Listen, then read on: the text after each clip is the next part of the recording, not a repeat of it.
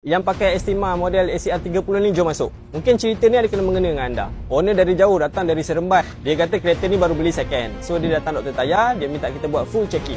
Antara yang penting dia punya balance shaft lah. Bahagian atas dia bila pomen check, plug dengan coil ni semua dah berendam minyak. Biasanya kereta kita memang tak sedap bawa. Kita akan rasa macam ada jerking ataupun senggut-senggut. Tak semestinya benda ni rosak. Apa hal check dulu. Apa punca jadi macam ni? Biasanya punca daripada gasket, sama ada dikoyak ataupun dia dah keras. Tapi untuk Estima ni, benda ni kalau tengok dah berlubang. Kalau ini dah berlubang, tukar gasket je tak jadi.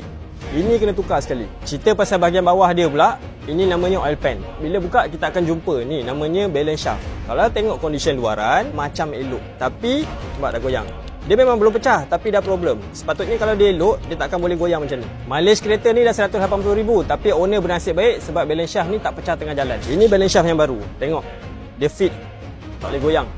Kenapa benda ni senang pecah? Sebab yang hitam ni material dia fiber. Benda ni kena tukar setiap 100,000 km. Kereta ni memang macam tu lah. Kadang-kadang dia bagi tanda, kadang-kadang dia nak kena tiba-tiba. Yang eloknya buat checking berkala. Ataupun kita jenis yang suka surprise, tiba-tiba nak kena tengah jalan, tak tahulah kan. Setakat ni cerita pasal Estima ni faham Jangan lupa kongsi video ni kat kawan-kawan yang lain. Next video kita cerita pasal Toyota juga.